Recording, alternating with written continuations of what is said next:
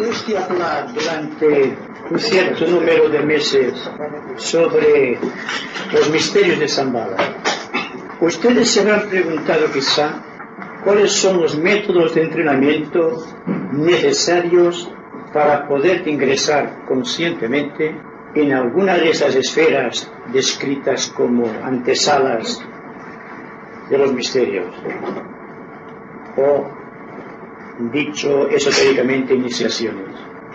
Hemos aprendido a través del tiempo que nadie puede aprender sin previamente estar enseñado.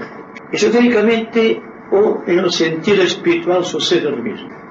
Debemos poseer ciertas reservas intelectuales de energía para comprender los aspectos menores de los misterios, pero lo que mayormente precisa el discípulo espiritual es el desarrollo de la intuición. Precisamente las escuelas esotéricas están casi totalmente dispuestas para que el discípulo llegue a desarrollar la intuición. Se nos ha hablado de las escuelas de entrenamiento definidas como aulas, sea del aprendizaje, del conocimiento o de la sabiduría. Raras veces se menciona un aula que escapa totalmente, quizá por esto no se menciona a nuestros análisis, que es el aula de la cósmica oportunidad, la cual está constituida por todos aquellos maestros adeptos Vishuanes que lograron rebasar el ciclo, no se pasa de la quinta iniciación. Son 7 escuelas subsidiarias de esta gran aula de la cósmica oportunidad, que son los senderos que siguen los maestros, la opción a seguir aquel camino marcado a fuego dentro de su corazón y que seguirá invariablemente hasta el fin. Son las escuelas a las que hizo referencia el Señor ya hace, creo, 2 meses. Pero lo que nos interesa mayormente a los que estamos aquí, quisiera que entre nosotros hubiese algún iniciado, pero para ser conscientes de que para penetrar en esas aulas se precisan ciertos dotes personales y mayormente espirituales. En el aula del aprendizaje, por ejemplo, estamos invitados todos sin excepción. Hay un triple camino, que es el camino de la observación, y después la aceptación y después la filiación, que tienen que ver precisamente con esta primera aula, el aula del aprendizaje. Todos nosotros, cuando tenemos ya desarrollada hasta cierto punto unas células específicas del cerebro, estas células empiezan a irradiar una luz azulada, intensamente brillante, que solo es perceptible desde el nivel causal. Esta luz es la guía que siguen los maestros, o en su defecto los discípulos avanzados de los maestros, para darse cuenta de si aquella persona está dispuesta o preparada para ingresar en el aula de aprendizaje. Esta persona está seguida con mucha intención y observación por los discípulos de los maestros. Y al llegar a cierto punto, cuando a juicio de los discípulos observadores se dan cuenta de que esta luz va irradiando cada vez más, entonces someten sus observaciones a la sabiduría del maestro. Y entonces es el propio maestro quien observa los adelantos de aquel aspirante espiritual. Y si lo considera oportuno, si la luz que irradia es lo suficientemente viva, entonces lo admite en su astra, en los aspectos periféricos de su astra, donde empieza a recibir entrenamiento espiritual, lo sepa o no. Quizá muchos de nosotros estamos sometidos a esta observación. Quizá muchos estemos dentro del aula del aprendizaje y estamos siguiendo allí un entrenamiento del cual quizá no somos conscientes totalmente en nuestro ego físico, pero cuyos resultados psicológicamente analizados, nos dan cuenta que estamos avanzando, que estamos mejor comprendiendo las cosas de la vida, que estamos mejor dispuestos para el trabajo, para el servicio, para la convivencia social. Y sabe Dios lo poco dispuestos que estamos todavía en el orden social de aproximación humana. Si continuamos progresando en este sendero, se presentan tres opciones escalonadas que conducen a dos iniciaciones llamadas menores. Y la primera iniciación, con juramentos y secretos, que se define la primera iniciación jerárquica, porque ya entonces es el propio Bodhisattva quien toma el juramento y imparte la fuerza ígnea del cetro inicial. Toda esta fuerza, todo este conglomerado de hechos y circunstancias, tienen por objeto someterte el alma del discípulo o del aspirante espiritual a ciertas pruebas rigurosas, pues la iniciación es el camino que conduce de lo humano a lo divino, y por lo tanto las reglas de aproximación no pueden ser las mismas reglas educativas que se siguen en las escuelas y en las universidades. En las escuelas y en las universidades lo principal es robustecer la mente, organizarla, prepararla para el camino de la competición, para ser más y más en el mundo de los negocios, en el mundo de la situación social, es decir, ser más cada día en el orden humano o personal. Precisamente lo que obscurece la luz en la cabeza, esta luz que surge de ciertas células galvanizadas por el Espíritu Divino, es el robustecimiento de esta esfera de contactos que llamamos la mente humana, que está preparada para la lucha, para el desafío constante de los hechos. Dense cuenta que lo que se pretende en las escuelas de aproximación espiritual es la reducción del bagaje de la mente, simplificar la mente a lo máximo hasta llegar a un punto en que la mente realmente se halla en un periodo de simplificación que podríamos llamar de ser absoluto, lo cual significa que se ha llegado a las más elevadas iniciaciones.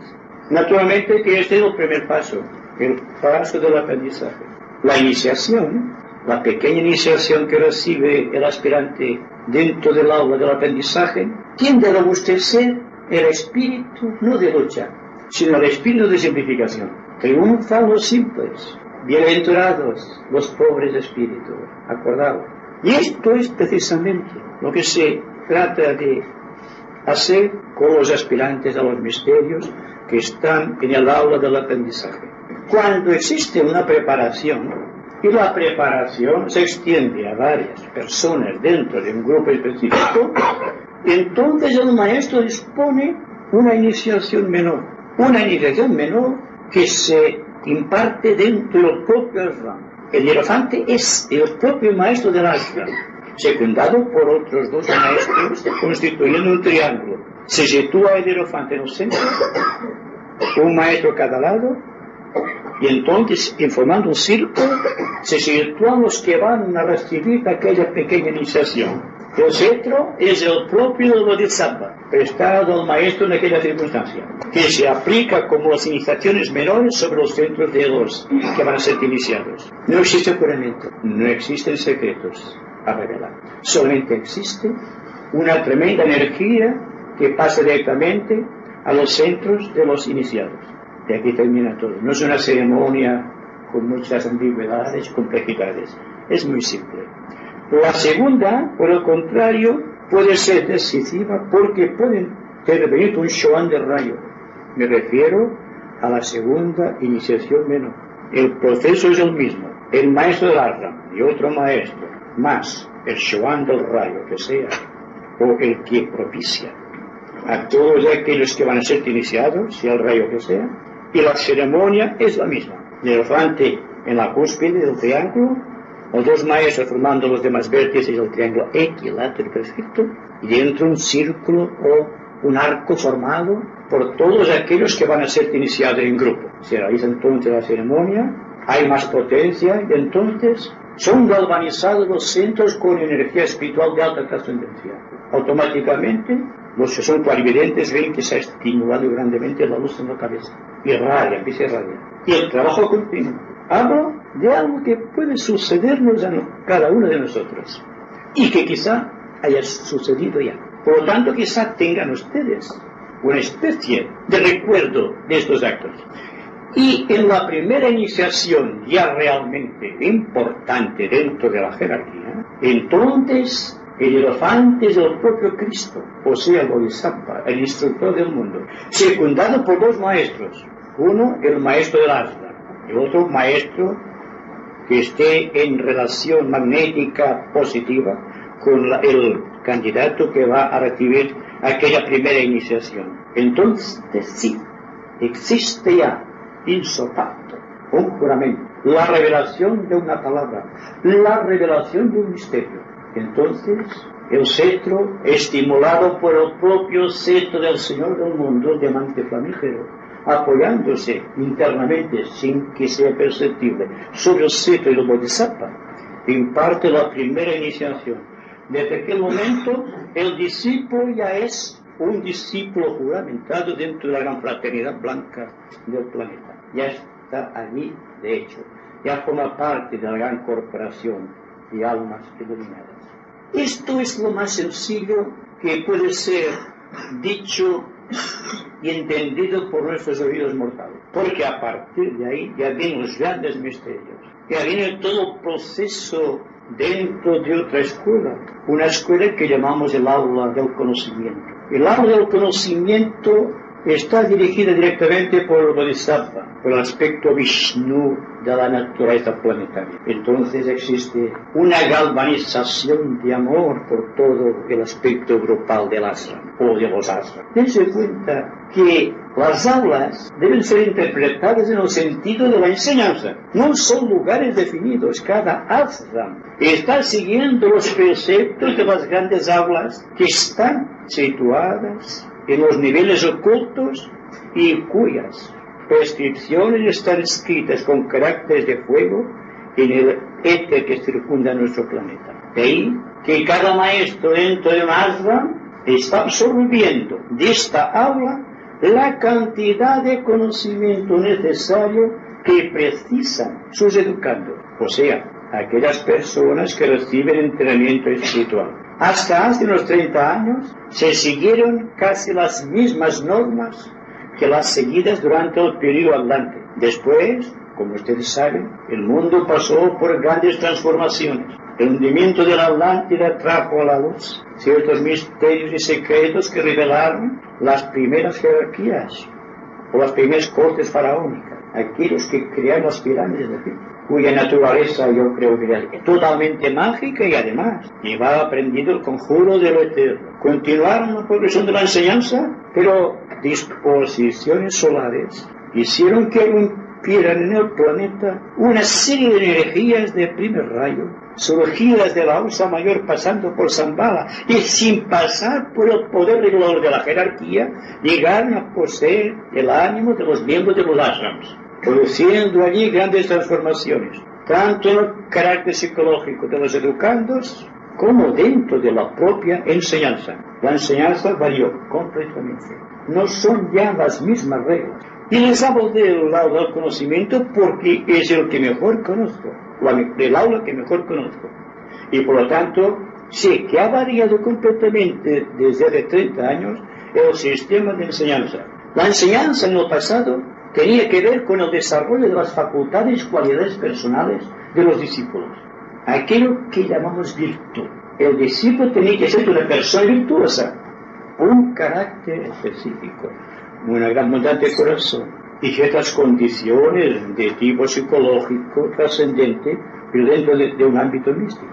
Ahora ha cambiado totalmente la prerrogativa y los maestros prestan más enseñanza al servicio que pueda prestar un discípulo que a sus cualidades humanas.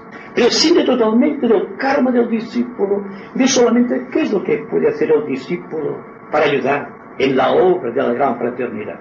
Y así el reto prosigue, llegando a producir efectos tremendos psicológicamente hablando, dentro de los miembros de cada uno de los ashrams. Quizá alguna vez ustedes hayan soñado que están en un aula, que están siendo enseñados por alguien que es un maestro que no tiene que ser precisamente un maestro, un adepto de la quinta iniciación, pero que están siendo leccionados en ciertos misterios naturales y normales, aptos para la vida humana. La conciencia social era un misterio anteriormente, porque el hombre no tenía una conciencia social como actualmente. Ahora tenemos una conciencia social desarrollada. ¿Qué nos falta ahora? Nos falta servir, amar, interpretar el juicio de las edades, el movimiento, tratar de ser útiles al plan de la jerarquía, sino de que nos servirían tantos y tantos estudios realizados en torno del aspecto esotérico u oculto de la vida. Y es una grave responsabilidad, en ese cuenta, porque saber que una improvisada sabiduría, perder tiempo y perder energía es un pecado contra la gran fraternidad, uno de cuyos lemas es la ley de karma. Una energía malgastada crea karma. ¿Saben ustedes que la palabra crea karma? Que las personas que hablan sin tono ni son están creando karma. Que una palabra hiriente crea karma. Que un pensamiento malévolo crea karma. Es decir, que oscurece la luz de la cabeza. Que lo que aparentemente con buen sentido aprovechamos para decir cosas de los demás está. Que el juicio emitido sin un discernimiento claro es karma. ¿Se darán cuenta entonces por qué son necesarias las escuelas o las aulas de aprendizaje? Porque es donde primeramente se somete al discípulo a la prueba social, a la prueba del contacto y a la revelación de ciertas cualidades personales dentro de los ambientes sociales del mundo. Dense cuenta que hemos cambiado, que quizá exista mucha agresión por parte de grandes porciones de seres humanos. Pero dense cuenta que hace quizá unos 300 o 400 años esto era todavía peor que ahora, que se ha ganado mucho. Existe una cierta interpretación de las cosas psicológicas de la vida en un sentido muy particularizado y viendo si uno ofende o no a otra persona. ¿Se dan cuenta ustedes que van a meter todo la puerta? Sí, daba a quien daba. Ahora la mayoría de personas, afortunadamente, miran a la persona que quieren detrás. Esto es una cosa muy sencilla, pero es un hecho social. Por ejemplo, un hecho social al que no damos importancia. Escuchar una persona con este oído, con otro cerrado, oyendo a nosotros mismos, pensando en nuestras cosas. Lo cual significa que no hemos puesto atención y que por lo tanto que la persona está hablando sin ton ni son porque no has interpretado sus palabras porque no lo estamos escuchando. Y estas pequeñas cosas han creado un karma tan voluminoso que en el transcurso de los tiempos ha creado un egregor que conduce a la guerra. Así de sencilla la explicación, así de complejo el significado. Pero es así. Y en las escuelas del conocimiento, sabiendo que los educandos han pasado previamente por el aula del aprendizaje, tienen un interés en remarcar el hecho servicio a fin de que la jerarquía haya en el mundo algún canal dispuesto para expresar su ley. La bondad exquisita del corazón de un bodhisattva, que es un reflejo del amor divino del logo solar, y seguir adelante, venciendo la inercia de los vehículos y tratando de robustecer las cosas ignoradas en las cosas divinas, que solamente pueden ser captadas por la intuición. La virtud por sí sola no crea intuición. Un hombre virtuoso puede no tener precisamente intuición. En cambio, una persona que sirva a los demás tiene intuición. No se fija el maestro en las cualidades personales del discípulo, sino en la obra práctica que el discípulo realiza en el mundo. Tendrá más energía que una persona virtuosa, porque la virtud no libera el servicio. Si se alían la virtud y la buena voluntad, o el amor, o la intuición, tenemos ya a un iniciado, un gran iniciado, porque cuesta mucho aliar la virtud con el servicio. Pero es más fácil conseguir la virtud por el servicio que el servicio por la virtud. Porque la virtud, como digo, no se le asigna una importancia tan exagerada como en el pasado. Y ahí que ahora vemos personas aparentemente dentro de la sociedad donde vivimos, que son realmente o pasan realmente indiferentes ante nuestra vista, y sin embargo, están siendo ayudados por los maestros, porque en su línea interpretativa de los hechos están revelando no la virtud, sino el servicio creador. Y a medida que van sirviendo, sin darse cuenta, van alcanzando la virtud. Y entonces se convierten en personas justas, honradas, en verdaderos exponentes de la magia social de relación. No podemos hablar del aula de la sabiduría porque no estamos preparados todavía. Y no creo que exista, ojalá fuese así, algún adepto entre nosotros que haya recibido la quinta iniciación jerárquica. Pero supuesto que fuese así, que hubiese algún adepto entre nosotros, la cosa no variaría, porque la verdad es una e incontrovertible. Si una verdad es aparente, entonces venga de donde venga, cual sea su procedencia, es realmente fructífera para aquellos que la están captando. Y esto es lo que está haciendo el aula del conocimiento, que será el trampolín que conducirá al aula de la sabiduría. Pero dentro de esta aula del conocimiento podemos recibir dos iniciaciones, la segunda y la tercera, la del bautismo el otro día y la de la transfiguración. La del bautismo también es una iniciación en la cual el hierofante es el propio Cristo, el Bodhisattva, el instructor. Pero en la tercera iniciación, por primera vez, el iniciado enfrenta la terrible fuerza eléctrica del propio Señor del mundo. De ahí la preparación a través de las distintas escuelas de conocimiento y de aprendizaje, preparando al discípulo para que pueda enfrentar la terrible fuerza ígnea que emana del diamante flamígero o cetro inmaculado del Señor del mundo.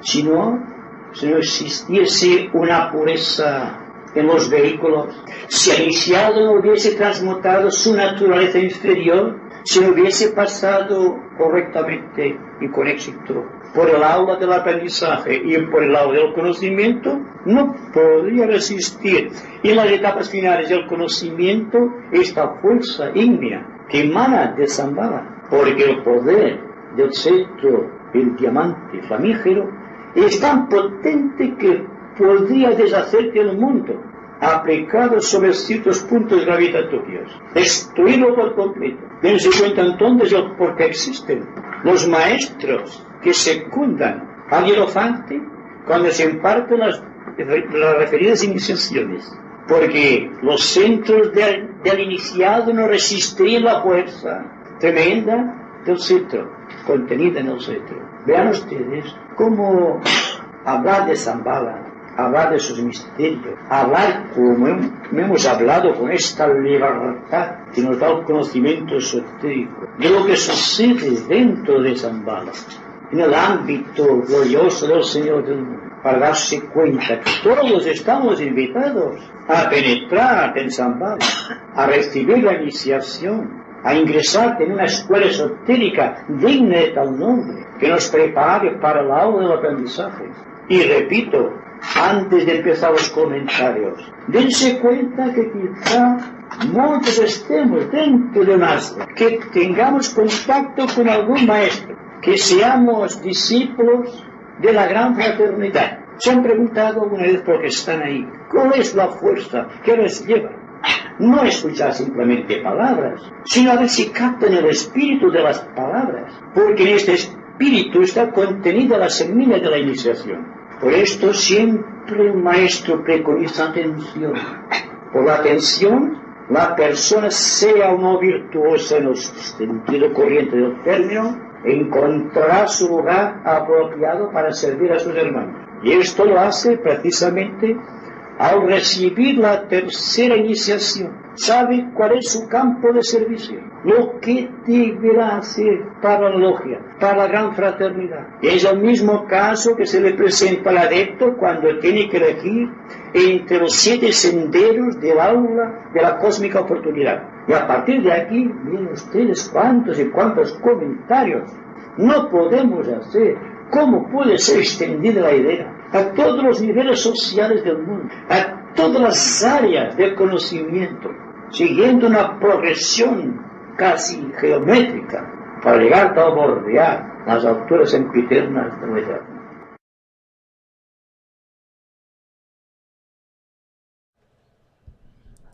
Oh tú, sustentador del universo, de quien todas las cosas proceden, a quien todas las cosas retornan, revélanos el rostro del verdadero sol espiritual, oculto por un disco de luz dorada, para que conozcamos la verdad y cumplamos con todo nuestro deber, mientras nos encaminamos hacia tus sagrados pies.